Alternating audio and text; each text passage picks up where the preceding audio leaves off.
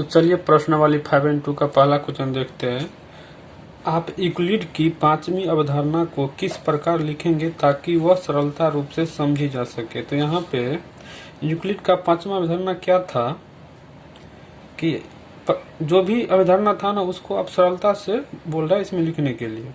तो पांचवी अवधारणा था कि दो रेखा को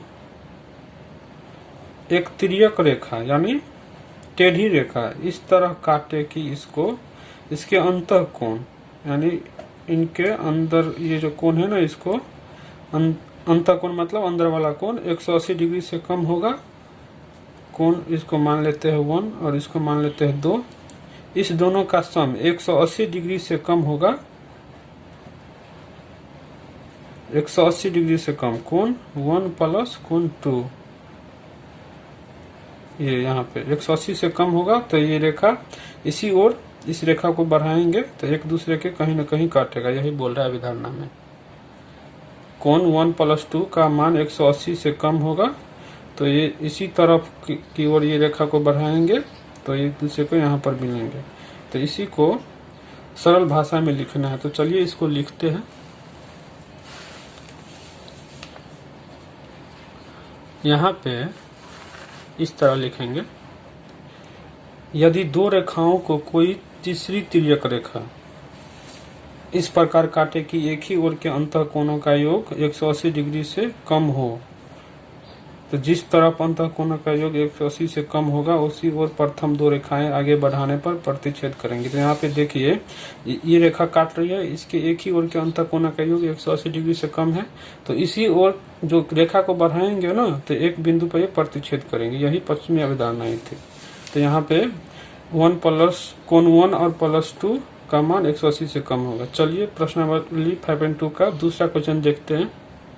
दूसरा क्वेश्चन क्या है, क्या यूक्लिड की पांचवी अवधारणा से समांतर रेखाओं के अस्तित्व का औचित्य निर्धारित होता है, स्पष्ट कीजिए।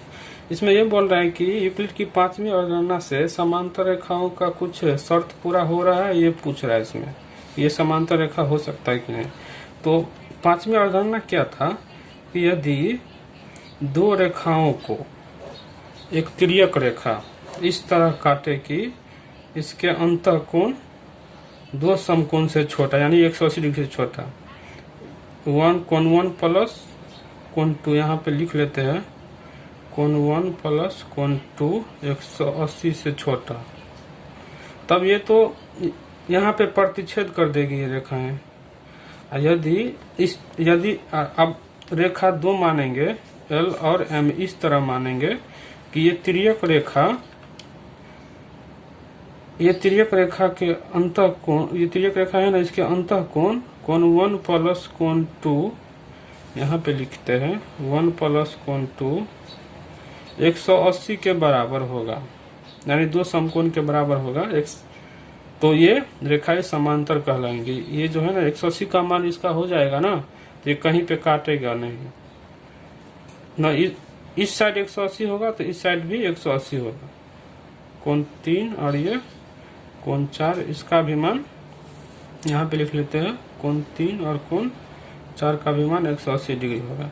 तो यानी दोनों ओर ये रेखा को बढ़ाएंगे तो नहीं काटेगा। यही कह रहा है कि यूक्लिड की पांचवी अवधारणा से समांतर रेखाओं के अस्तित्व का औचित्य निर्धारित होता है। तो यहाँ पे हो गया, तो इसको इस तरह लिखेंगे, ये रेखा L मानेंगे, इसको M मानेंगे, इसको N मानेंगे, इसको L मानेंगे। यहाँ पे इस तरह लिखेंगे, माना दो सरल रेखा M और N पर एक सरल रेखा L, यहाँ पे दो रेखा M और N माना और एक सरल रेखा L इस प्रकार पड़ती है कि L के एक ही ओर के अंतः कोणों का योग दो समकोण हो, यानी 180 हो, दो समकोण 180 होता है। तो यूक्लिड के पांचवें अभिकृत के अनुसार यह रेखा L के इसी ओर नहीं मिलेंगी, चूंकि रेखा L के दूसरे ओर के अंतः कोण का योग भी दो समकोण होगा, अतः M और N दूसरी दिशा में भी बढ़ाने पर नहीं मिलेंगी, अतः रेखाएं M तथा N कभी नहीं मिलेंगे। इस प्रकार रेखाएं M तथा N समांतर होगी। चलिए फ्रेंड्स, थैंक यू।